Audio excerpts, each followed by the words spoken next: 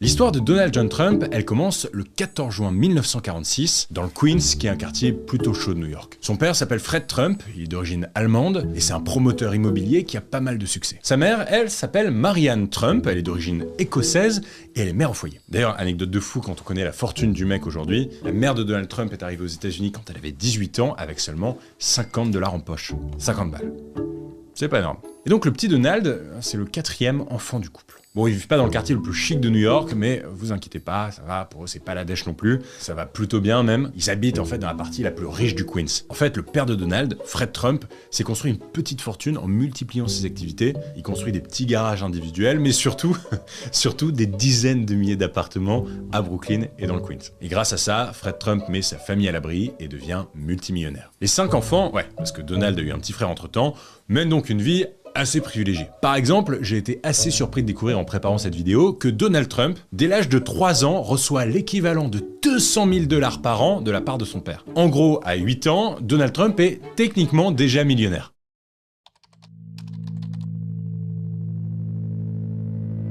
En apparence, la famille Trump, c'est une famille un peu bourgeoise, un peu parfaite. Donald grandit dans une baraque qui ressemble à un manoir à colonnes blanches avec 23 pièces. A priori, tout va bien, mais il y a un souci. Donald, c'est un gamin hyper colérique, super turbulent et méga indiscipliné. Mais ça fait un peu tâche, parce que les parents Trump, ils ont envie de s'élever dans cette société américaine, et il n'est pas question que Donald, ça devienne un sale gosse. Alors qu'il a que 13 ans, Donald Trump est envoyé dans un pensionnat à l'Académie militaire de New York. Là-bas, ça déconne pas, ça devrait le calmer. Et en vrai, ça fonctionne.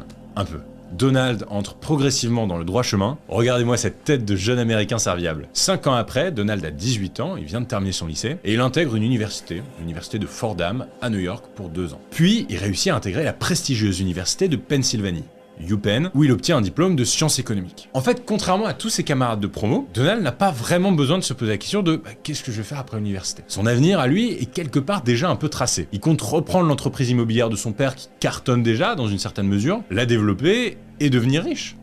Tout simplement. Et puis son père, Fred Trump, en vrai, il l'encourage à faire ça. Pendant ses études, Donald va déjà commencer à l'assister dans ses activités et ainsi mettre un premier pied dans le monde des affaires. Après, faut bien que vous cerniez l'époque. On est dans les années 70 aux États-Unis. La location de logement est un business plutôt rentable. Il y a un truc qui fait boom, c'est la classe moyenne. Et les résidences pour ces Américains de la classe moyenne fleurissent un peu partout dans le pays. Le business marche bien. En revanche, père et fils Trump ont des méthodes très discutables. En 1973, ils sont accusés d'avoir discriminé des familles noires dans la sélection de leurs locataires. Certains proches de leur famille révèlent d'ailleurs aujourd'hui que, bon, à l'époque, la misogynie et le racisme faisaient partie du décor. Donald a tout appris avec son père. Et donc à 25 ans, il se lance officiellement dans les activités immobilières. Notamment grâce à un petit prêt, c'est Donald Trump qui le dit, de son papa, d'1 million de $.